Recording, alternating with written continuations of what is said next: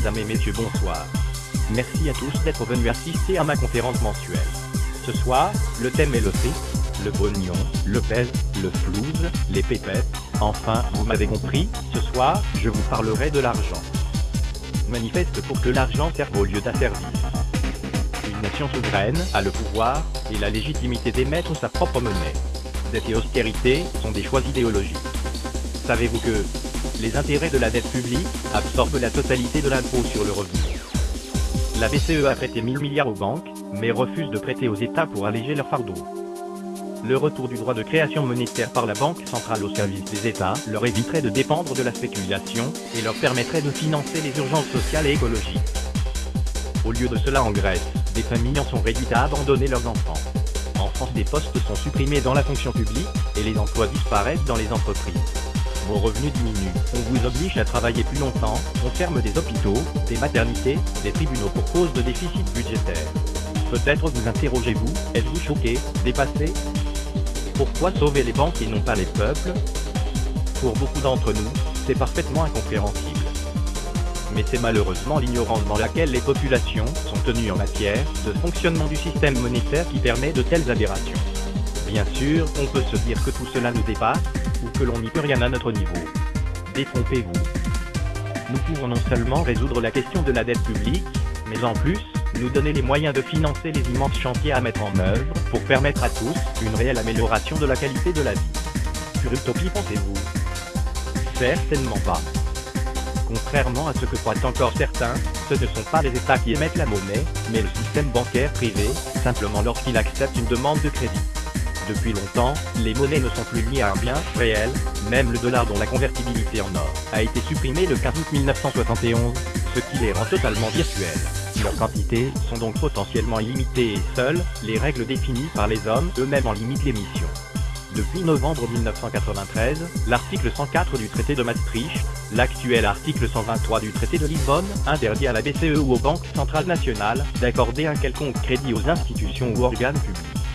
Et toute l'Europe est dans la même situation. Cela conduit les États à s'endetter pour obtenir, au prix fort auprès de la finance privée, la monnaie dont ils avaient, s'ils le souhaitaient, le pouvoir d'émission antérieurement. C'est ainsi que dans notre pays, de début 1995 à fin 2011, la dette a augmenté de 1150 milliards d'euros. Pendant ce temps, nous avons payé, et donc dû emprunter, au seul titre de l'intérêt, plus de 815 milliards d'euros. Aujourd'hui, pour seulement payer les intérêts, c'est un endettement supplémentaire de plus de 130 millions d'euros par jour. Au final, si nous n'avions pas eu à payer d'intérêts, nous n'aurions qu'une dette publique très faible ne dépassant pas 35% du PIB, produit intérieur brut. Mieux, nous aurions pu, sans risque d'inflation, émettre nos besoins annuels de trésorerie, et financer ainsi nos déficits, au lieu de laisser les banques commerciales s'en charger contre intérêt. Ensemble, disons, ça suffit.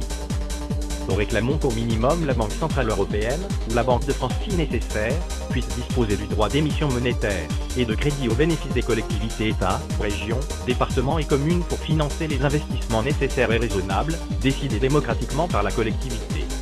Reste aux instances représentatives de la société de décider, après avis des organismes publics concernés, du montant d'émission monétaire imposé à la Banque centrale.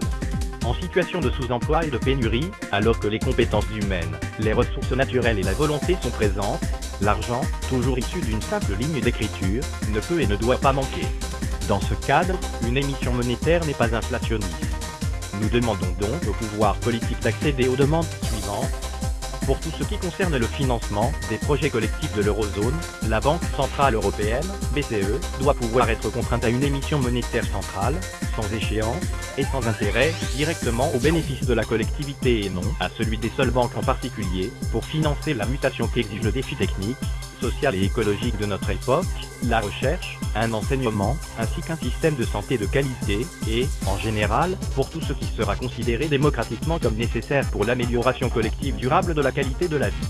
Les statuts et la mission de la Banque Centrale Européenne doivent être revus en conséquence. À défaut de faire aboutir ce projet au niveau européen, le gouvernement français doit opérer une reprise du droit collectif, donc national, d'émettre la monnaie, éventuellement, par émission d'une monnaie nationale complémentaire à l'euro, quitte à se mettre en dissidence à l'égard de l'UE non par anti-européanisme, mais pour se donner la possibilité de devenir un modèle d'inspiration des autres nations. Cercle des économistes citoyens du 27 juin 2012 - adresse courriel, cerclecossi@gmail.com. Invitation à action. Aidez-nous, aidez-vous, aidons nos concitoyens à faire connaître ce manifeste et ses propositions, afin que le sujet sorte enfin de l'ombre. Pour soutenir cet appel, faites-le circuler par tout moyen à votre disposition.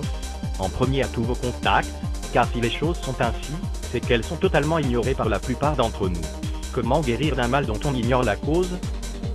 Ce sujet doit être exposé au grand jour sur la place publique, car ce n'est que par la pression populaire que la classe politique bougera. En écrivant aussi directement à votre député et à votre sénateur.